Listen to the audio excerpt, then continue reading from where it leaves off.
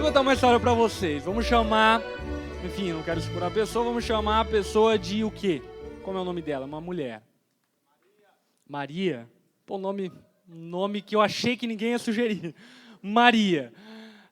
Maria é o nome dela. A Maria, enfim, faz acho que 2 anos ela veio me procurar. E ela veio falar acerca de algumas lutas que ela estava enfrentando na vida pessoal dela. E a gente começou a conversar e ela começou a escorrer sobre a vida dela. E o tema da preocupação dela era: eu não quero casar. E ao primeiro momento eu olhei isso e falei: mas você não quer casar por quê? Você não quer casar porque você quer se dedicar à obra de Deus? É que eu sou crente, daí eu sou meio inocente às vezes, né? Ela falou: não, não é bem isso. Eu falei: mas por que você não quer casar? Aí ela começou a falar que ela não consegue confiar em nenhum homem. E ela começou a discorrer sobre aquilo e começou inclusive a chorar. E falava: eu não consigo confiar, eu não quero confiar em ninguém. Eu não quero ter que colocar minha vida sujeita a alguém que eu não possa dormir tranquila. Eu não quero ter que me entregar e depois, por algum acidente, ter que tomar de volta todas as minhas emoções e a minha história. E olhei para ela e fiz 2 perguntas. A primeira pergunta era: a tua família, qual é o histórico familiar do teu pai, da tua mãe, enfim, o que você viveu, o que você viu dentro da tua casa? Ela falou: nada. Meu pai e minha mãe são, enfim, um casal legal, inclusive, casal crente, dedicado a Deus, se amam, eles te afetam, eles te carinham na minha casa, nada, não vi nenhum problema neles. E aí eu fiz a segunda pergunta. A segunda pergunta era: com quem você se envolveu? E ela começou a falar: fulano de tal, eu namorei, um ciclano, enfim, lá do meu trabalho, eu namorei e tal, assim por diante. Aí eu fiz uma terceira pergunta, que na verdade é uma subpergunta da segunda. Com quem você se envolveu sexualmente? E ela falou que tinha se envolvido sexualmente com 3 pessoas. E ela não é nenhuma recordista, não é? Nos nossos dias. Pelo contrário, talvez você olhe para isso e fale: só?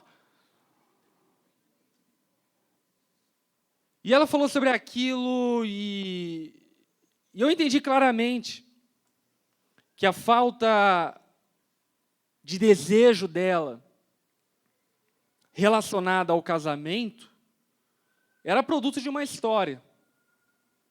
E era um produto de uma história qual? Produto de uma história de frustração. Um produto de uma história de decepção. Um produto de uma história de alguém que com certeza se entregou, talvez para o primeiro namorado dela, achando que ele era o homem da vida dela, e esse cara deu um pé na bunda dela. E aí ela tentou mais uma vez, se entregou para o segundo. E a mesma coisa aconteceu. Aí ela tentou mais uma vez, e se entregou para o terceiro, aconteceu de novo. E ela simplesmente estava desabafando o fato de que ela não quer que isso aconteça novamente. E sendo bem honesto, cara, eu senti a dor dela. Eu senti a dor conversando com ela no sentido de que quão trágico é pensar que talvez uma das maiores razões, não a maior, mas com certeza uma das maiores razões da vida, que é o casamento, é a formação de família e tudo mais, ela estava sabotando isso. Eu olhei para ela e falei: velho, que desastre. Que desastre. Enfim, essa história da Maria, ela com certeza não é a história da Maria. Ela é a história do João, ela é a história do Kleber, ela é a história da Mônica, ela é a história tua. De que talvez, na ingenuidade, no impulso, se deu para alguém, e esse se dar para alguém não retornou em confiança. E por fim, o que você se tornou é só mais um objeto. Infelizmente, uma das coisas, se tratando da sexualidade, enfim, atual, é que o ser humano cada vez mais tem se tornado uma coisa, um objeto. Enfim, olha para a revista. Se vende sapato vendendo mulher. Se vende crédito no banco vendendo homem. Se vende bolsa vendendo o abdômen de uma mulher. Se vende like postando uma foto seminua. E quando eu olho para tudo isso, eu fico assustado. E eu fico assustado não no sentido de tipo assim, ai, que mundo carnal. Mas eu fico assustado pelo que o mundo se tornou. O que os relacionamentos se tornaram. E eu tento pensar como Deus pensa. Não que eu consiga. Mas eu tento olhar para o ser humano como Deus olha. E nessa tentativa de olhar para o ser humano como Deus olha, eu imagino que Deus deve olhar para nós, generalizando, é óbvio, e falar, eu tinha bem mais para você. Eu tinha uma história muito mais linda para você. Eu tinha um projeto muito mais fascinante do que essa montoeira de frustrações e decepções que você acumulou. Graças a Deus, enfim, aquele dia eu conversei com a Mariazinha, e aí eu falei sobre algumas coisas da Bíblia para ela, da sexualidade. Ela decidiu se arrepender do pecado. Ela pediu perdão, e naquele dia, inclusive, ela entregou a vida para Jesus. Eu tive a graça e o privilégio de fazer o casamento dela faz 1 ano. Enfim, a vida dela foi transformada. Mas eu fico pensando que a história dela estava fadada ao fracasso por uma coisa tão normal que é o sexo. Por uma coisa tão comum que é o sexo. Talvez aquela menina nunca seria mãe, nunca teria um esposo. Talvez aquela menina nunca entraria, enfim, na frente da família dela, assumindo um compromisso por causa de uma decepção sexual. Sabe por quê? E é aquilo que a gente vai perceber hoje.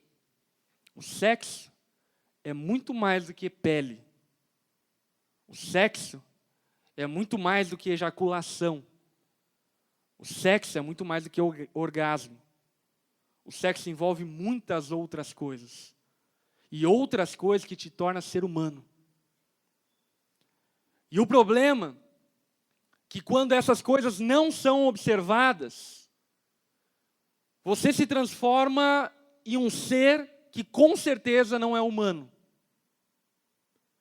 Porque sendo bem honesto, eu olho para muito homem e parece vira-lata atrás de cachorra no cio. E olho para muita mulher que parece um cachorro no cio. Se tornaram uma coisa intragável. Enfim, eu tenho certeza que Deus tem algo para falar com você a respeito disso, até porque de fato é um problema social. Um pecado social. Mas antes de nós orarmos, eu quero ler um texto que está lá em 1 Coríntios 6,16. Eu vou ler na versão da mensagem. 1 Coríntios 6,16. Presta atenção.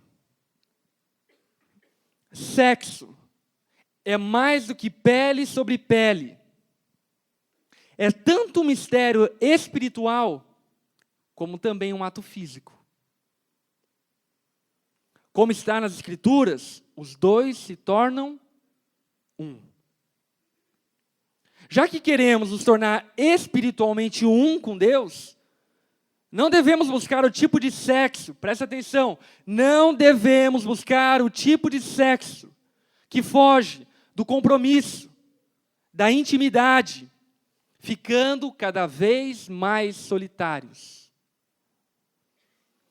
Uma das características predominantes na vida de todo pegador, e de toda pegadora, por que não, não é? é que cada vez eles se tornam mais solitários. É impressionante isso. Porque talvez você tenha um histórico de muitas mulheres que você se envolveu, mas você olha para a tua vida e você está sozinho. Você não tem ninguém a quem confiar, você não tem intimidade com ninguém.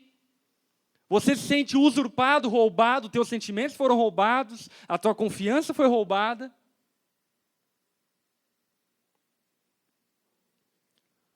O sexo, quando feito de maneira inapropriada, ele deixa você cada vez mais solitário.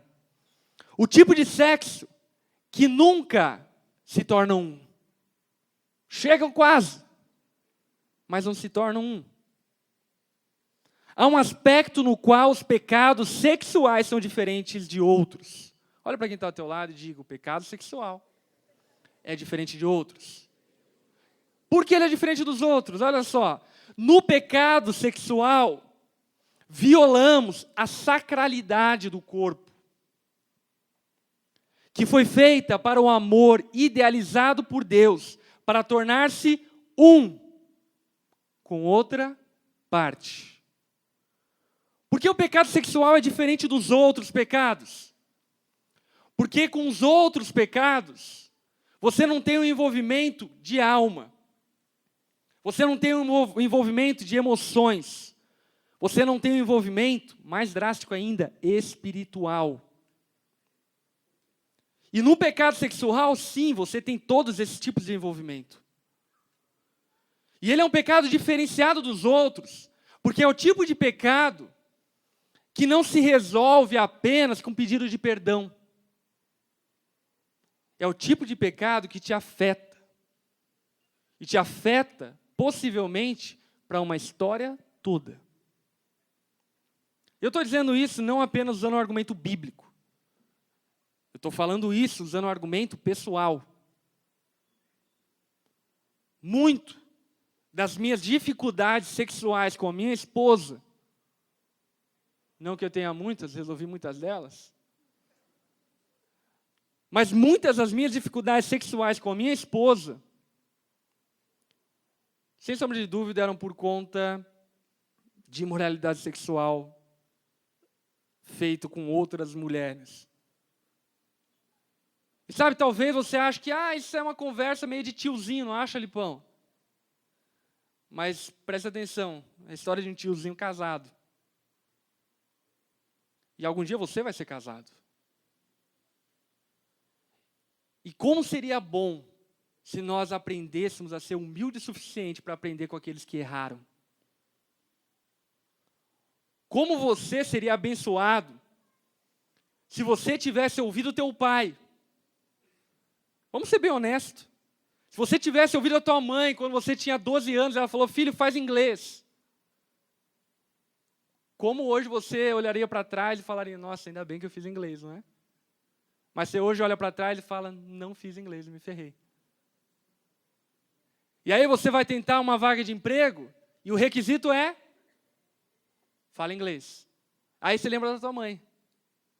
E eu falo, por que eu não aprendi com aquela careta? Então, enfim, esse texto bíblico não esboça apenas um pensamento teológico. A gente vai falar sobre o pensamento teológico do sexo. Mas ele também esboça uma realidade pessoal da minha vida. Como eu queria poder mudar a minha história. Como eu queria poder mudar o que eu fiz lá atrás. E eu tenho certeza que muitas das coisas que eu colhi no meu casamento eu não teria colhido. Mas enfim, vamos orar. Baixa tua cabeça, feche seus olhos. Senhor, nós não estamos participando de uma aula sexual. Nós não estamos participando de uma palestra sexual. Nós estamos participando, primeiramente, de um culto a Ti. E como culto a Ti, nós entendemos que nós somos a oferta que o Senhor se agrada. A nossa vida. Nossas atitudes, os nossos pensamentos, aquilo que a gente fala, aquilo que a gente sente. Eu quero pedir a Ti, Senhor, que o Senhor nos transforme numa oferta mais santa. Que entendamos que o pecado sexual, acima e antes de tudo, antes de todos os prejuízos pessoais, ele é uma desonra para ti como Deus. Nos convence, Pai, do pecado. E faça-nos mudar de atitude radicalmente, para que não tenhamos consequências desastrosas na nossa vida, e para que de fato agrademos o Teu coração com tudo aquilo que somos. Abençoa-nos, ó Pai, nessa noite, com revelação e com discernimento da Tua palavra, no nome santo de Jesus. Amém. Amém? Hoje a gente vai falar então sobre sexo e viu Deus que era bom. Vai falar sobre isso daí, ok? Explicar inclusive o outdoor lá para você que ficou escandalizado. Como assim Deus fez sexo? Aí você tem que melhorar a tua interpretação textual para começar. Enfim, mas segundo, você tem que entender o ponto de vista bíblico acerca disso. E é engraçado até porque quando saiu esse outdoor aí que a gente colocou na cidade, enfim, deu uma repercussãozinha, uma pessoa veio me procurar em inbox e ela chegou e falou: Lipão, eu acho que a igreja não tem que falar sobre sexo. E eu falei: por que não? E ela falou: porque sexo é um assunto biológico. Eu falei: deixa eu falar uma coisa para você, você não é um animal, sabia? E segunda coisa, eu tenho 2 bons motivos para falar sobre sexo na igreja. Primeiro bom motivo, a Bíblia fala sobre sexo. Aliás, a Bíblia tem um livro inteiro para falar sobre sexo. Ela não tem nenhum outro livro exclusivo para falar sobre algum assunto. Mas existe um livro bíblico para falar só sobre sexo. E para falar bem falado, vamos ser bem honestos aqui, né? Cantares é um pornozão gospel, velho. É bem expressado o sexo em Cantares. E é engraçado que aquelas pessoas que têm uma mentalidade um tanto quanto conservadoras nesse aspecto, elas olham para Cantares e o que elas dizem? Não, Cantares está expressando o amor de Deus pela igreja. Cala a boca, velho. Não. Cantares está falando sobre o amor de Sulamita com Salomão. E Sulamita e Salomão estão naquele enrosco lá sexual. E aí Salomão fala sobre as colinas de Sulamita. Sulamita fala sobre as palmeiras de Salomão. Entenda você o que quiser entender. Salomão fala sobre as fendas da rocha de Sulamita. Ele fala sobre a taça de vinho que estava no umbigo dela e que escorria para as partes mais baixas. Ele fala sobre isso. Esse é um livro bíblico. Então, o primeiro bom motivo para falar sobre sexo é o quê? A Bíblia fala sobre sexo. Segundo bom motivo para falar sobre sexo é que nós, Onda, existimos por um motivo. Qual motivo? Transformar a tua vida. A Onda existe por um motivo. Nós existimos para que você seja transformado pelo poder da palavra de Deus. Para que você se torne um ser humano melhor, para que você se torne um cristão melhor, para que você se torne um cidadão melhor, para que você se torne uma mulher melhor, um homem melhor, para que você se torne um profissional melhor, para que você se torne um adorador de Deus melhor. E por que não? Para que você se torne um guerreiro na cama com a sua esposa. Enfim, a Bíblia fala sobre isso. A Onda existe para isso. E o que eu mais sonho, de verdade, é poder olhar para a Onda, olhar para a história de muitos dentro da Onda e perceber histórias transformadas por assuntos concretos e reais que transformaram a vida dessas pessoas. E eu acredito que, com certeza, a sexualidade é algo que precisa ser transformado na nossa mente, precisa acontecer uma metanoia na nossa mente, precisa acontecer uma mudança de mente. Então, enfim, existem motivos de sobra para que a gente fale sobre sexo. Se tratando sobre sexo, existem 3 maneiras equivocadas, pelo menos, que as pessoas encaram o sexo. A primeira maneira equivocada que as pessoas encaram o sexo é percebendo ou achando que o sexo é algo como um apetite natural. É tipo assim, como eu tenho vontade de comer, eu tenho vontade de transar. Como eu tenho vontade de beber água, eu tenho vontade de fazer sexo.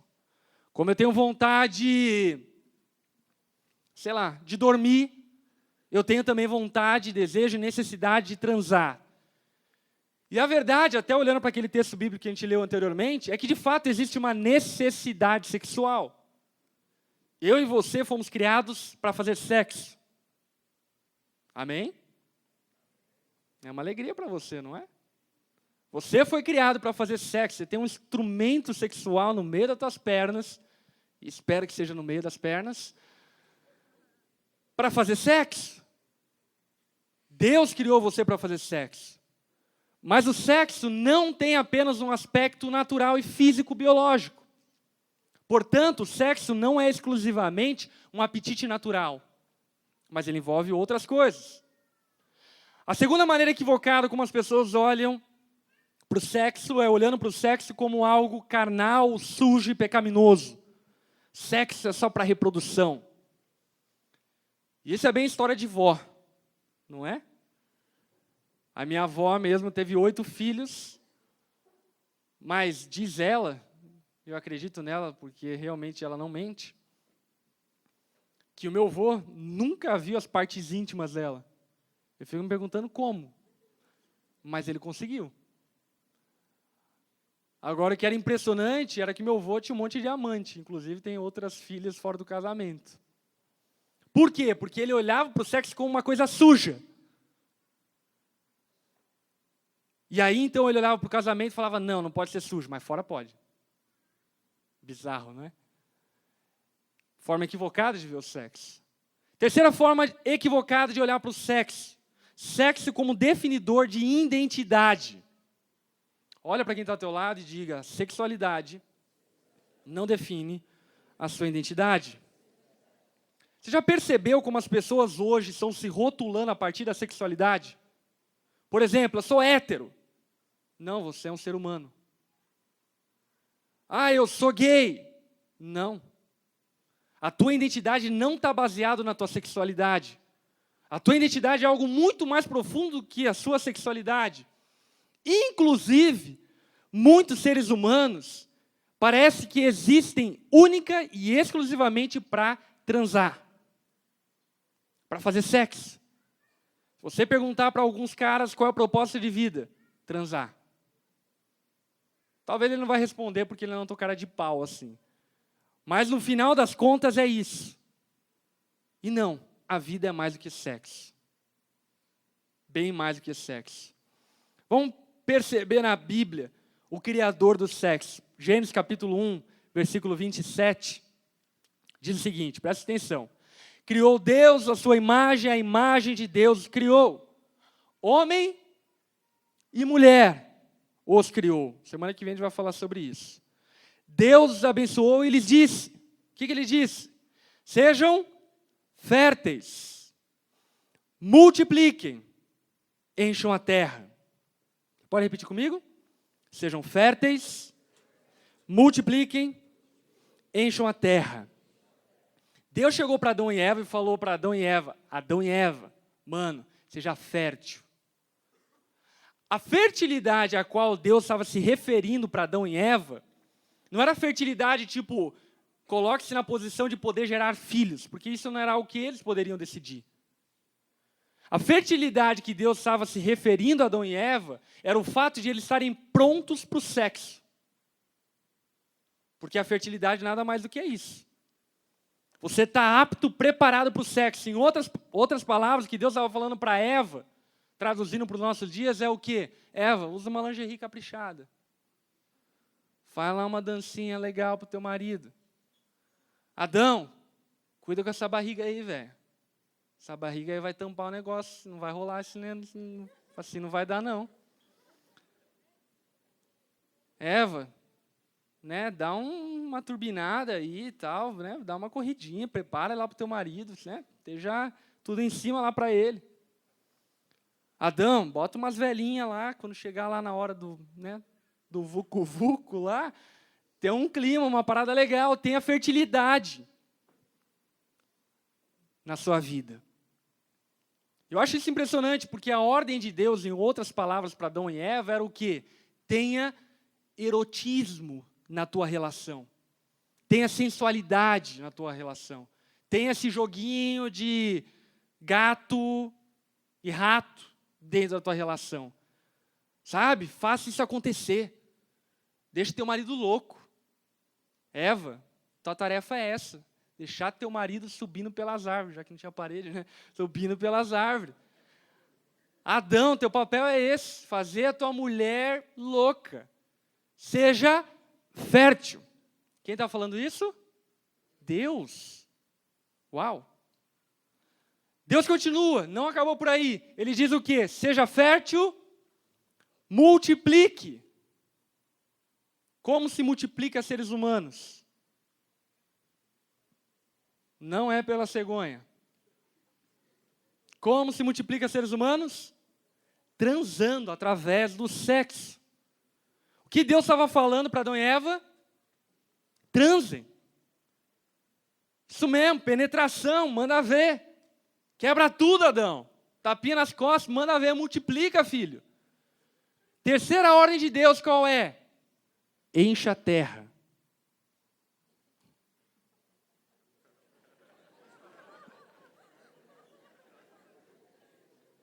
Como se enche a terra? Como? Através do sexo, ok. Mas não através do pouco sexo. Para encher a terra, mano, você tem que transar muito, velho. Você tem que ser, né? Disposição. Tem que estar ali, enfim, em cima, mandando ver. A ordem, presta atenção, a ordem de Deus para Adão e Eva era o quê? Seja fértil. Se coloque na posição de rolar o clima. Segundo, façam sexo. Terceiro, não apenas façam sexo, façam muito sexo. Uau, isso é um mandamento de Deus. Quem aqui é casado? Isso é um mandamento de Deus para a tua vida, velho. Assim como Deus quer que você faça discípulos, Ele quer que você faça muito sexo com teu marido. Que loucura. Ele quer na cozinha, enfim, no banheiro, vai em todo lugar. Tem que fazer muito sexo. Essa é a vontade de Deus para Adão e Eva. Para você que é solteiro, esse é o mandamento só para quando você tiver a tua Eva, seu Jaguara. Só para quando você tiver o seu Adão. Mas quando você tiver a sua Eva, quando você tiver o seu Adão, meu irmão, chega em casa já aquecido, velho. Chega em casa já preparado, tipo, vamos dar-lhe, hoje vamos. Entendeu? Olha só. A Bíblia, em Gênesis capítulo 2, versículo 24, diz o seguinte: por essa razão, o homem deixará pai e mãe, se unirá à sua mulher, e os dois se tornarão uma só carne. Que tipo de união a Bíblia está falando? É tipo dar a mão e passear no shopping? Não. O que a Bíblia está falando é que essa união é a união sexual. É a união entre um homem e uma mulher. E aí você pode procurar na Bíblia, em outros textos, em Levítico, Êxodo, fala a respeito disso também, que a Bíblia encara, presta atenção, olha que grave isso. A Bíblia encara o ato sexual como sendo o próprio casamento. Uau! Quantos maridos você tem? Quantas esposas você tem? Por que a Bíblia encara o ato sexual sendo o próprio casamento? Sabe por quê? Porque o ato sexual produz algumas coisas. Por exemplo, o ato sexual produz intimidade. É ou não é? Depois que alguém tem relação sexual com aquela outra pessoa, ela se sente no direito. Já ouvi aquela expressão bem chula, mas eu preciso falar porque ela ilustra muito bem o que eu quero dizer. Me perdoe. Ok? É uma expressão antiga que dizia assim: amor de pica sempre fica. Quem já ouviu essa expressão? É uma expressão muito verdadeira. Sabe, o amor sexual sempre fica, e isso é verdade. As marcas do sexo sempre ficam, é verdade. Porque o sexo produz intimidade. O sexo produz possessão. Demoníaca? Não viaja, velho. Sentimento de posse. Sentimento de que é meu. Sentimento que me pertence. E a verdade é que a primeira vez que você se envolveu sexualmente, todos esses sentimentos foram produzidos em você. Foi ou não foi? Eu sei que foi.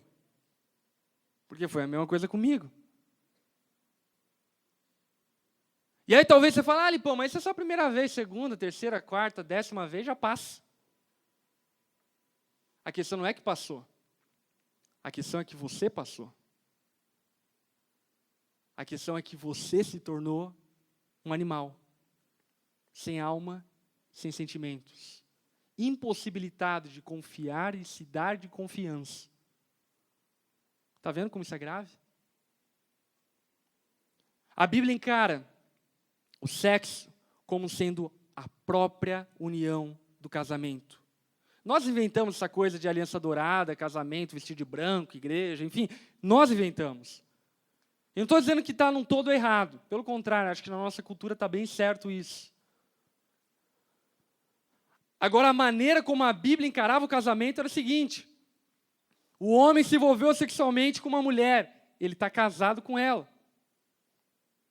E tem que assumir a responsabilidade e o compromisso de estar casado com ela. E se não o faz, isso faz dele, faz dela uma prostituta.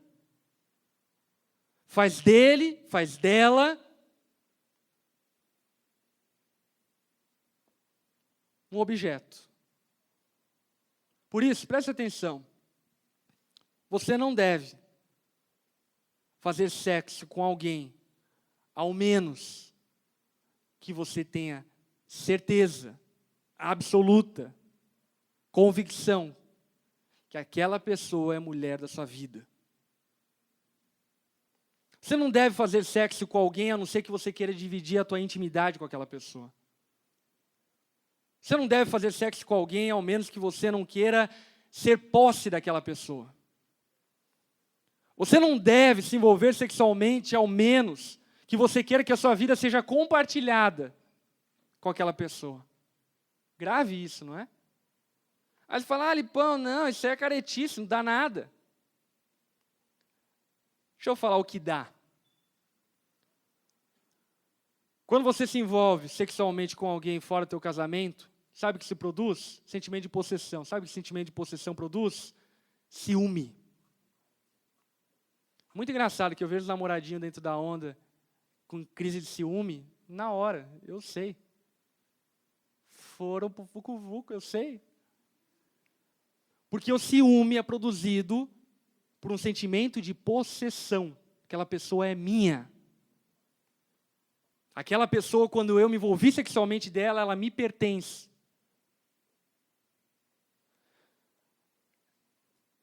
Gera mágoa. Porque talvez você levou o pé na bunda desse cara que você achava que iria te amar para o resto da vida, ou dessa mina que você achava que te amaria para o resto da vida. O que você teve no teu coração? Mágoa, decepção. Sabe o que vai acontecer? Na próxima vez que você se envolver com alguém, você não vai ser tão puro e tão inocente quanto você foi na primeira vez. Aí você fala, não, depois isso é bom, malandragem. Só para o brasileiro que malandragem é bom. Isso te torna uma pessoa desonesta, uma pessoa mentirosa. Sexo fora do casamento produz obsessão. Talvez você teve a experiência de tirar a virgindade de uma menina. E aquela menina olhou para você como objeto de obsessão dela. Sabe por quê? Porque ela acha que você é dela. E ela acha certo, porque você deveria ser dela. E essa menina vai te incomodar para o resto da vida, ou pelo menos até ela se esquecer que tem alma. Porque o sexo fora do casamento produz obsessão. Essa obsessão tem feito muita gente se suicidar.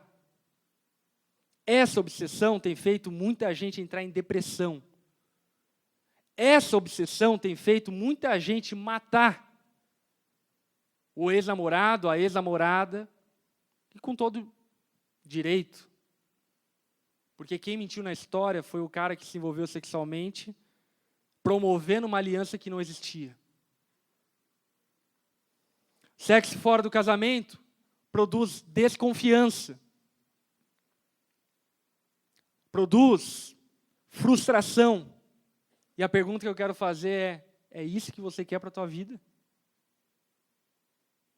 É isso, velho? Se você quer isso, sendo bem sincero, se ferre. Não que eu queira que você se ferre. Mas o que eu quero que você entenda é que isso é uma liberdade tua. Eu acho muito patético das pessoas pensarem que Deus está muito preocupado com o fato de você estar transando com o teu namorado. Pô, Deus lá no céu, ela transou com o namorado, meu Deus. Pô, que droga. 1 litro de glória a menos. Cara, Deus continua sendo Deus, Ele vai ser glorificado, exaltado, da mesma maneira, você transando ou não transando, você fazendo o que você quiser. O grande prejudicado nessa história toda é você. Talvez você olhe para tudo isso e diz, pô, mas isso é muito caretice, mano. Século XXI, descolado. A moda agora é namorar pelado.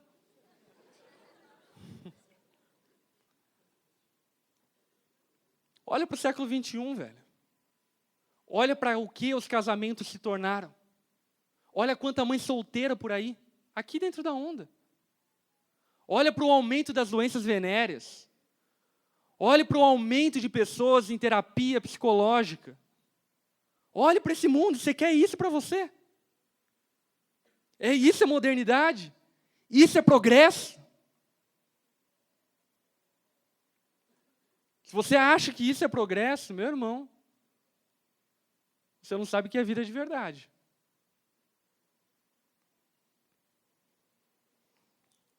O sexo produz o próprio casamento. E o sexo, dentro do casamento, faz a própria manutenção da aliança de casamento. Olha essa coisa louca, 1 Coríntios 7:2, na versão da mensagem, diz assim, sem dúvida, mas de maneira certa, é bom estar casado. Quem concorda com isso? Velho, é bom demais, mano. Como eu amo chegar em casa e jantar com a minha esposa. Enfim, e depois, né? Ou antes, enfim, também. É bom estar casado, tanto para o homem quanto para a mulher é bom, velho. Deus é o criador do sexo. Ele não reprova o ato sexual. Pelo contrário, ele olha para tudo isso e diz o quê? É muito bom, porque eu fiz. Os impulsos sexuais são fortes. É ou não é? De vez em quando você não tem a impressão que vai ter um ataque epilético com a tua namorada. Se eu não te pego, mina. Os impulsos sexuais são fortes.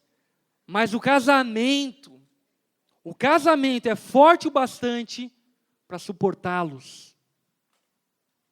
No casamento existe suporte para esses impulsos sexuais. Permitindo uma vida sexual equilibrada e plena no mundo de total desordem sexual. O leito matrimonial deve ser marcado por mutualidade. Presta atenção, marido. Quem aqui é maridão? Levanta a mão aí, tigrão. Olha só. O marido procurando satisfazer a esposa. A esposa. Quem é a esposa aí? Levanta a mão. E não vou te falar não, para você não ficar com vergonha. A esposa querendo satisfazer o marido. Se é um homem casado, a tua maior missão no ato sexual não é ejacular. Amém? Você não acha que isso vale um amém? Amém? A tua maior missão no ato sexual, velho, é fazer tua mulher ficar louca, mano. É fazer a tua mulher virar o zoinho. Essa é a tua maior missão. Por isso, deixa eu falar uma coisa pra você, homem. Você tem que ser caçador, velho. Você é um caçador. Como assim caçador? Caçador é um cara esperto. Caçador prepara o ambiente. Caçador não chega da roupa da firma cheia de graxa e fala, amor, vamos? Caçador não faz isso. Caçador não sai do banheiro com uma cueca cor de pele, com elástico torcido, falando, amor, tá preparada? Caçador não faz isso. Caçador, mano, faz o clima, saca? Chega em casa, um bilhetinho ali, aí um beijinho aqui, um jantarzinho, um vinho, um negocinho aqui, pega ali, pega colar, bota uma musiquinha no fundo, Marvin Gaye tocando. Faz o clima, e aí o que acontece? Pô, já era, mano, você pegou, velho. Sabe, mulher, presta atenção. Mulher não é fast food, velho. Amém? Mulher não é fast food, não é que nem McDonald's não, que você chega lá e é uma batata. Não é. Mulher é comida artesanal, é gourmet, velho. Sabe, você pega na mão, você prepara com a tua mão, higienizada. Amém? Bem preparado, bem cuidado, faz a tua mulher, enfim, curtir aquele lance todo. Aí o que acontece? Olha só, o homem deve se preocupar, enfim, em satisfazer sua esposa, e a esposa, a mulher, deve se preocupar em satisfazer o marido. Aí vem a contrapartida, mulherada. Se o marido é o caçador, o que você é? A caça. Você é a caça. Mulher, ela tem um dom dado por Deus. Semana que vem a gente vai falar sobre as diferenças de gênero. Mulher tem um dom dado por Deus. Sabe qual é esse dom? O dom de deixar o homem preso em você. Sabe? É uma palavra que você fala, é um olhar que você dá, é uma mordida no lábio que você dá, é uma roupa que você usa. Mas o que acontece? Você é a caça. O que significa? Significa que você tem que estar pronto para o teu marido. Pô, teu marido chega, você está lá com a roupa do PT, com uma calcinha que parece um paraquedas. Teu marido olha para tudo aquilo e fala, caraca, velho, eu não quero esse bicho não vou caçar. Aí você ainda tem a cara de pau de chegar pro teu marido e falar, amor, faz tempo que a gente não transa, né? Fala, caraca, mamãe, não tem como. Essa pipa não sobe não, velho, não vai.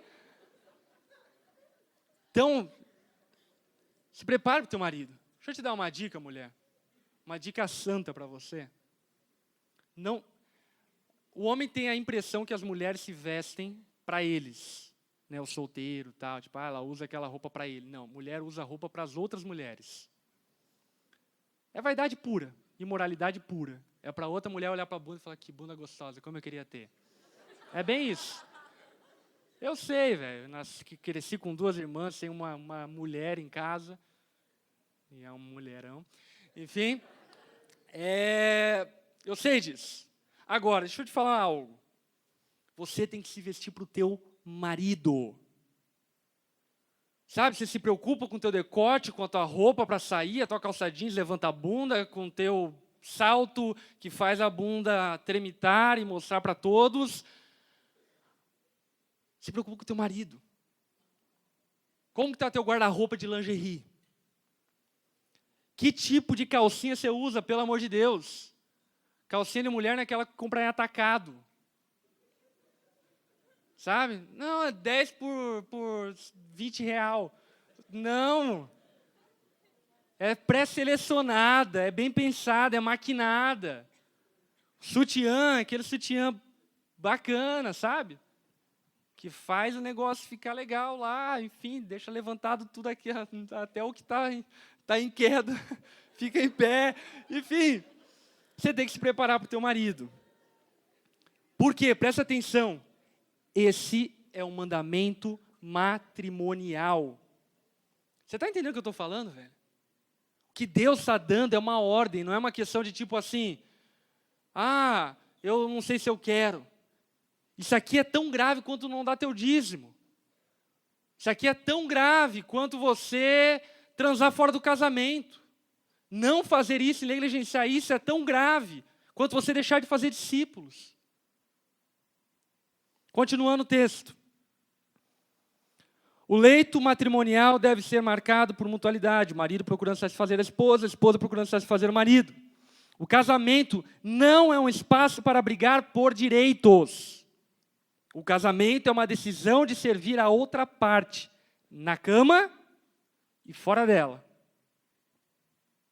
A briga é quem é o maior servo e não quem é mais servido. Continuando. A abstinência sexual é possível por um período de tempo, se ambos concordarem, se for para algum propósito de jejum e oração, mas apenas em ocasiões assim. Depois, voltem um para o outro. Satanás conhece as maneiras engenhosas de nos tentar quando menos esperamos. Entendam que não estou ordenando tais períodos de abstinência, apenas dou o melhor conselho, se vocês quiserem proceder assim, enfim. Paulo continua. O que Paulo está dizendo, então, presta atenção como isso é grave, que se transar fora do casamento é pecado, deixar de transar no casamento também é pecado. Lipão, mas dói. Se dói, tem alguns motivos. Um dos motivos, talvez, você tenha que procurar uma terapia, enfim, uma terapia psicológica ou uma terapia sexual mesmo com uma sexóloga. Outro motivo, talvez, é porque, de fato, teu marido é um troglodita. E você tem que chegar para ele e falar, amor, se instrui melhor, aprende a fazer o negócio certo, que não tá rolando, não. A gente tem a parada aqui, você parece que me arromba, saiu, enfim, torta daqui, não dá assim. Eu quero que você entenda, velho, é que se você é casado, você precisa conversar com a tua esposa a respeito disso. Sabe, sem vergonhinha, vamos apagar a luz. Quer apagar a luz? Holofote, irmão. Espelho no quarto, como é meu sonho. Enfim, não tem vergonha, isso é santo. Você deveria colocar lá no som tocando glória, glória, aleluia. Porque Deus se agrada disso.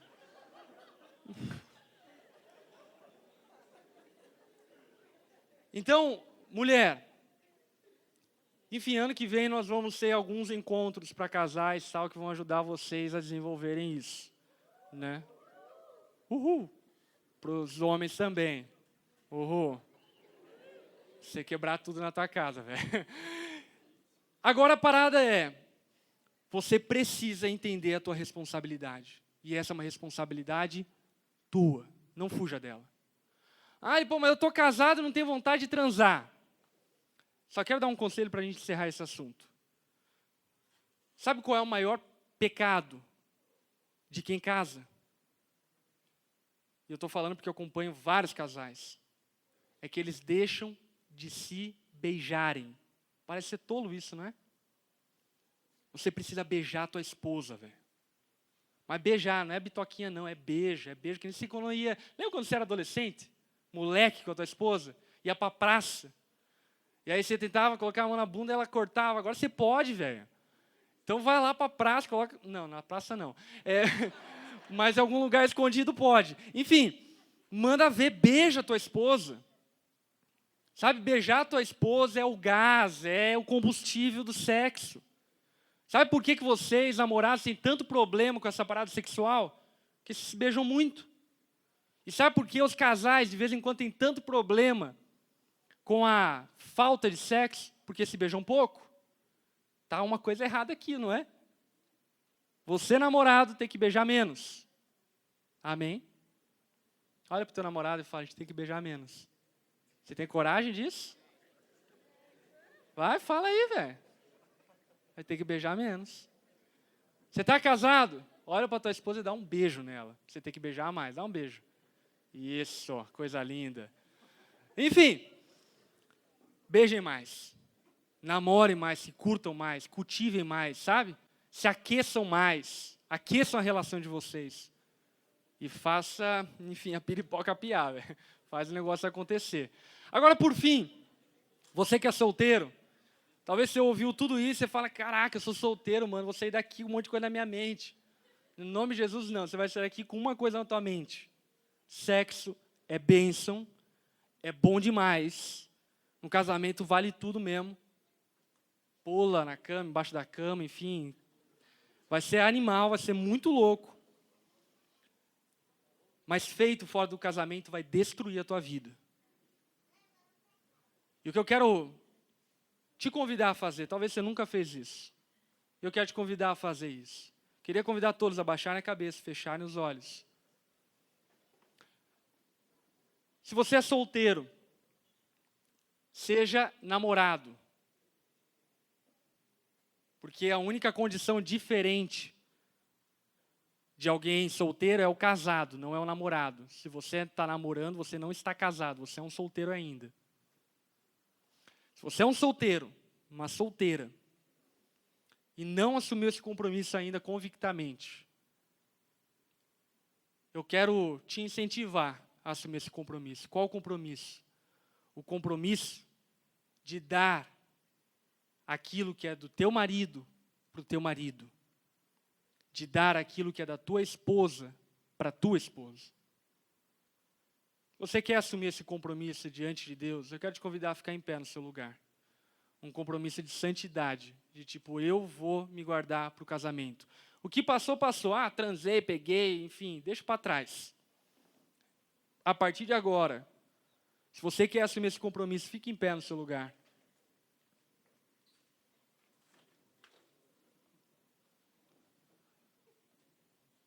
Entenda isso, velho. O maior privilegiado e o maior beneficiário disso tudo é você mesmo. Confia em mim. E se você tem dificuldade de confiar em mim, confia na Bíblia. A Bíblia está falando isso. Isso é bênção para a tua vida. É alegria, felicidade, a plenitude para a tua vida. E se tem uma coisa que eu particularmente quero muito da minha vida, e quero isso intensamente, é que eu quero ser pleno em tudo. Eu quero ser pleno em tudo. Não quero deixar nada pelas beiradas. Quero ser pleno na minha vida financeira, quero ser pleno na minha vida sexual, quero ser pleno na minha vida familiar, pleno na minha vida, enfim, de pai, eu quero ser pleno na minha vida como cidadão, eu quero ser pleno em tudo. Eu tenho certeza que Deus também tem a mesma coisa para você. Amém? Vamos orar. Senhor, o Senhor conhece a vida de cada uma dessas pessoas que estão namorando ou não, que já namoraram ou deixaram, que se frustraram, se decepcionaram, que voltaram, terminaram e outras coisas do tipo. E nós cremos na Tua palavra, que o Senhor pode, e não só pode, mas como o Senhor está nos perdoando de todo pecado. E que já não existe mais nenhum tipo de condenação sobre a nossa vida.